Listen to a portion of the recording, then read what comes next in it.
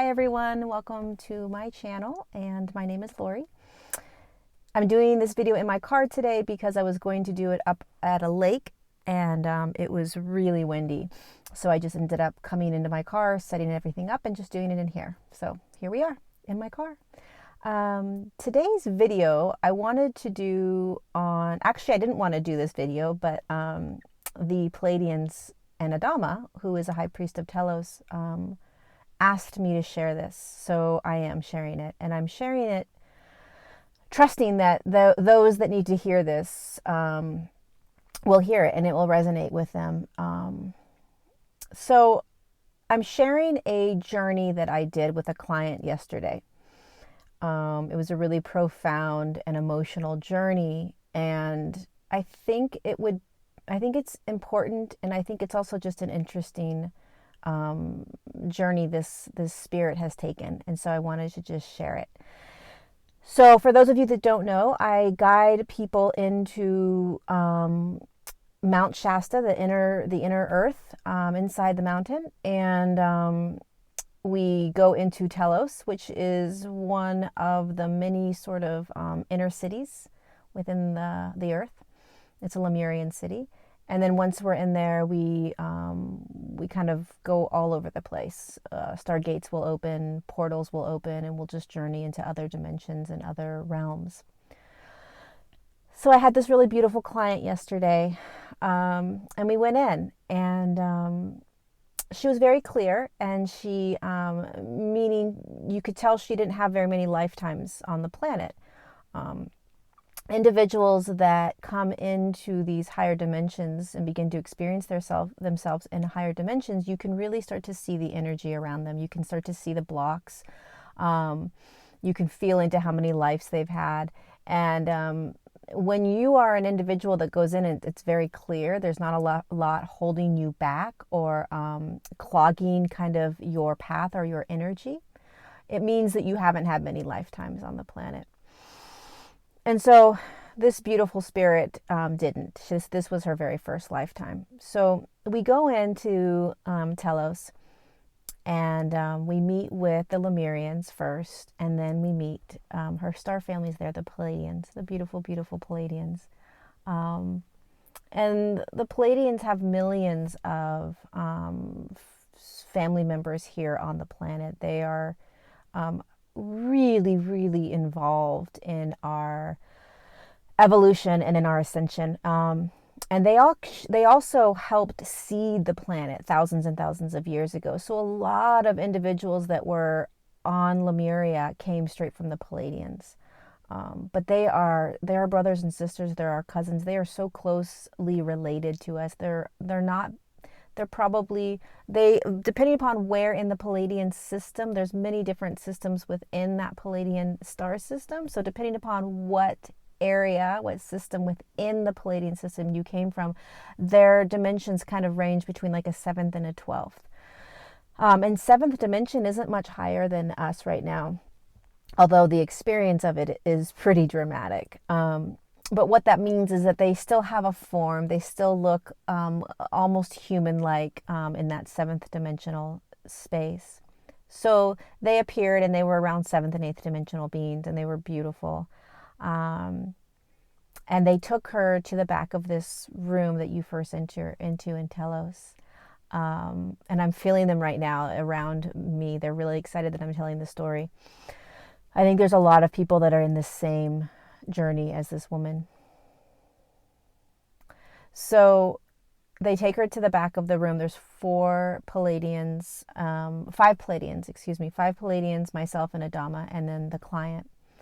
And when we get to the back of the room, there's Adama and myself stand off to the left the right, and there's these 4 Pleiadians in front of her, and this one gentleman kind of steps out from the 4.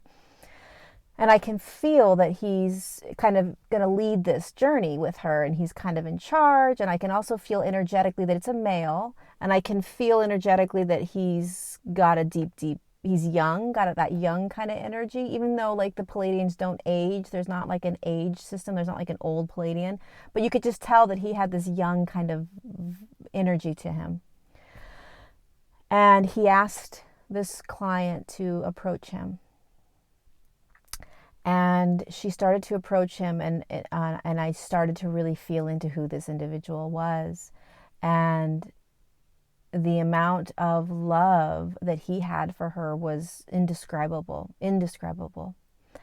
And he had these beautiful brown eyes, and he was looking at her.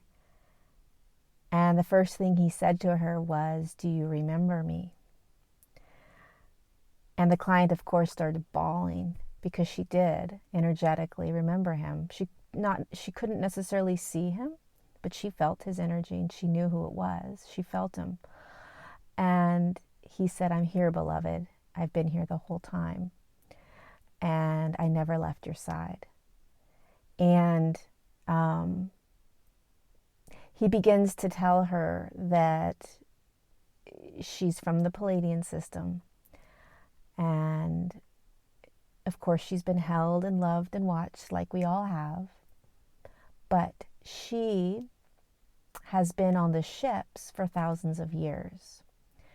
And she most recently volunteered on the last call for assistance. So there was a clarion call that went out around 30 years ago, maybe a little bit longer, somewhere in the 80s. And when this clarion call went out, it was the last call for volunteers, for light workers, specifically to assist humanity in the earth.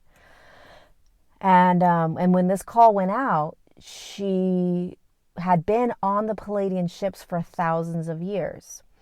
So she had been assisting humanity, like most of the Pleiadians are right now, above, in the ships. She was assisting humanity and watching over the whole process, knowing that the earth was going to shift back into that fifth dimensional frequency, and knowing that humanity was going to move along with it. And so the Pleiadians have been with us for so long, holding that space and watching us and supporting us, until this moment when they could actually come in and start co-creating and working with us again. So she had been on these ships for thousands of years. She saw what humanity was like. She saw what was going on with humanity. And when that call went out, she volunteered. She was already volunteering. She was already on the ship volunteering. She didn't need to volunteer and actually come down into a physical form. And she did.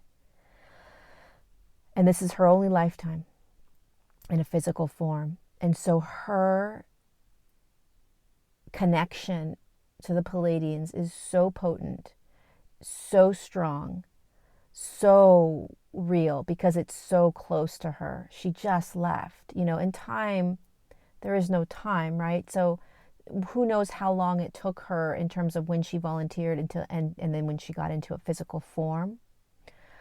But it hasn't been a very long time. I mean, this woman's in her 20s. And so the courage and strength it takes, the amount of love that this woman has for humanity and the earth is overwhelming.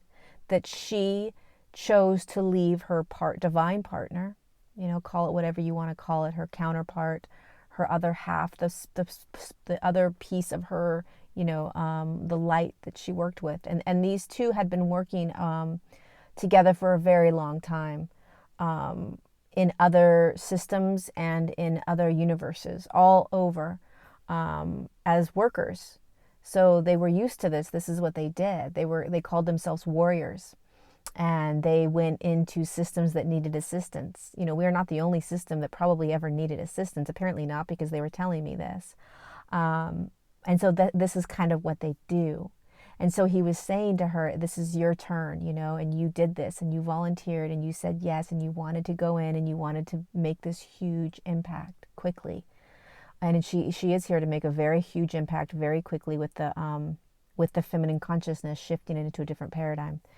And she will, but my God, she had already been volunteering on these ships. Why the heck would you say yes? I'll go in, right? Why would you say yes? The amount of love that they have for humanity is like you can't describe. You can't put words to it.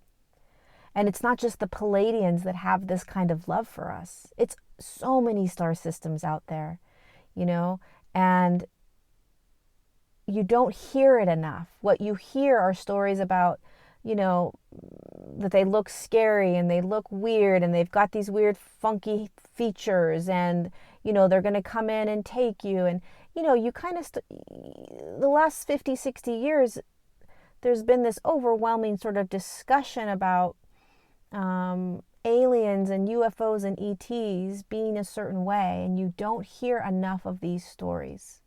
That there was an actual Pleiadian, thousands, by the way, of Pleiadians that chose on that last clarion call to leave the ships and come onto the earth plane. One lifetime, that's it.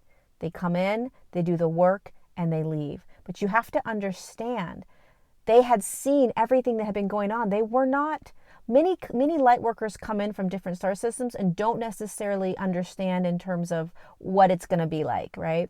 You know, on an energetic level, sort of the experience, but these Pleiadians were watching it the whole gamut, the whole history of it. And they were already volunteering. Why come in? So the amount of love is we are so deeply, deeply, deeply, deeply held. And by the way, we are the ones that love humanity, right? That's the other thing. It's like, okay, let's look at it this way. We are those that volunteered as the Pleiadians from, let's just say, the starships or the system of light thousands of years ago, or whenever you came in hundreds of years ago, right? Your love for humanity was so big and so strong that you chose to leave the system that was your quote unquote home, the system where you were thriving, the system where you were a light being connected to source, connected to all of it, to the oneness of everything.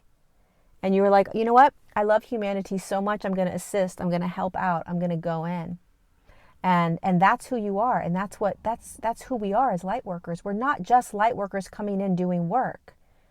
We're light workers that love humanity so much and this earth plane that we want to assist in any way we can. And we'll sacrifice. We'll sacrifice the peace. We'll sacrifice the love. We'll sacrifice the connection and the alignment so that we can come in and do this work.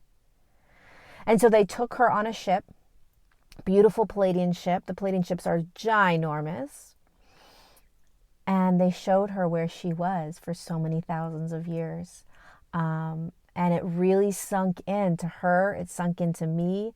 And the Pleiadians were saying to me, share this message because there is something in this message. And as I'm speaking about it, the message is this. The message is, you know, we look at ourselves, myself included, as light workers or way showers. And we're like, yeah, we volunteered, right? But the next level up to that is, as a spirit in light form, wherever you came from, you loved humanity and the earth so much that you volunteered. And so remembering that aspect